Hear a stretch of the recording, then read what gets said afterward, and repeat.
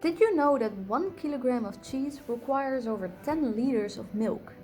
And since 88% of that milk is water, what happens to that water? Well, during the cheese making process, a solution containing nutrients is separated. This solution is called the whey and consists of around 95% water.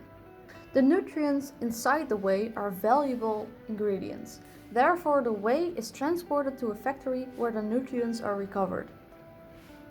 On a daily basis, around 350 tons of whey is transported. Only problem is, the transport isn't that sustainable in the long term since it uses around 10 diesel trucks. Therefore, we need to concentrate the whey by removing the water so that less volume needs to be transported. But how do we do that? Gudrun and Rahel will show us the best method for removing the water. Thank you, Elisa. We'll use a method that you probably know called evaporation. But instead of evaporating it like this, we'll use a giant kettle as shown in the video. The kettle is closed and pressure is reduced so that the water in the whey evaporates at low heat. Hence we use less energy and conserve the nutrients in our whey. Inside the kettle, the whey flows in pipes and steam is injected on the outside of the pipes. The whey is circulated 4 times in the same kettle, hence we reuse the steam and evaporate more water out of our whey.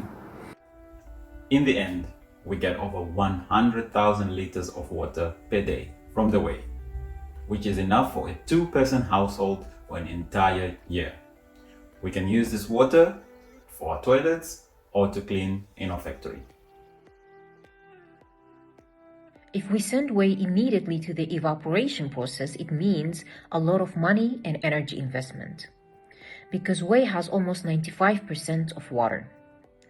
So it is a necessity to have a pre-process to reduce the water to save energy and money. You might be asking how to reduce the water. Well, using a process called forward osmosis. It is kind of a special filter. If you look at this picture, the whey enters through the fit at the top left, and a concentrated draw solution enters the process from the opposite side at the bottom.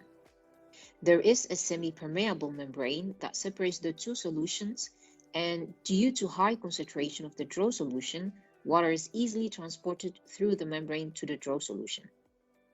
The concentrated water solution of 154 tons obtained leaves the process and goes to the evaporator, and that was explained by Gudrun. From the whey, 196 tons of water is obtained, which is now in the draw solution.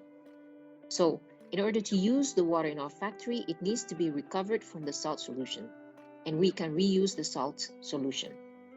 Now you might be asking what technique can be used to generate the water. It is a good question. Let's ask Gudrun. This one is a little bit tricky, Rahel, since now we have water from the whey in the salt solution. We have to have a way to remove this water from the salt solution. We do this by applying pressure through pumping the diluted salt solution into tubes lined with membranes or material that only allow water to pass through. So we squeeze out the water and we are left with a concentrated salt solution. But we have even another way that will help reduce our energy levels even further. We use a special fluid that does the same thing as a salt solution, such as tetrabutylphosphonium mesitylene sulfonate. However, when the solution is heated to just below 50 degrees Celsius, it separates from water. Therefore, we can use filtration, specifically nanofiltration, at low pressure to filter out clean water, which we can actually drink.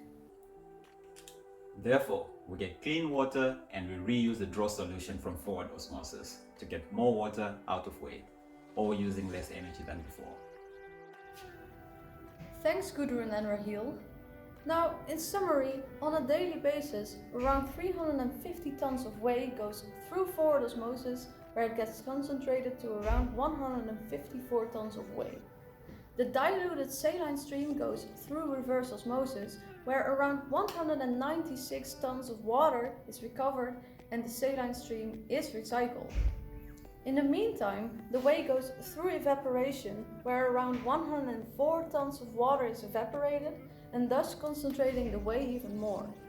From the 350 tons, we remain with just 50 tons of whey, which only needs 2 trucks to transport and thereby saving over 1 ton of CO2 emissions per day. Now that's the right way to do it.